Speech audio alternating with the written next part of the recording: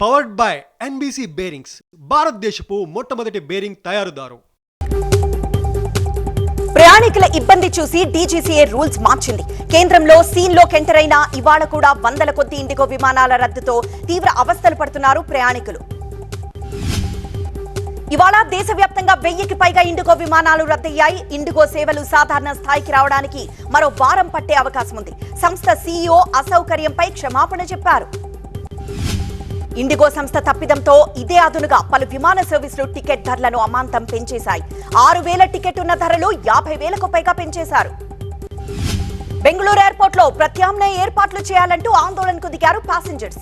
IndiGo సర్వీసులపై సమాచారం తెలుసుకున్నాకే airport కు రావాలని బెంగళూరు విమానాశ్రయ అథారిటీ సూచించింది. చెన్నై ఎయిర్పోర్ట్ లో ప్రయాణికుల ఆందోళనలు కొనసాగుతున్నాయి. ఇవాళ కూడా ఇండిగో విమానాలు రద్దు కావడంతో సిబ్బందితో వాగ్వాదానికి దిగుతున్నారు ప్రయాణికులు. ఢిల్లీ ఎయిర్పోర్ట్ లోనూ అదే పరిస్థితి కొనసాగుతోంది. ఇండిగో విమానాలు రద్దుతో అహ్మదాబాద్ ఎయిర్పోర్ట్ లోనూ ప్రయాణికుల నిరసనలు కనిపిస్తున్నాయి.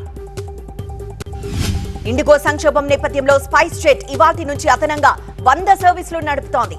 ఢిల్లీ, ముంబై నుంచి పలు నగరాలకు అదనపు సర్వీసులను ప్రకటించింది స్పైస్ జెట్.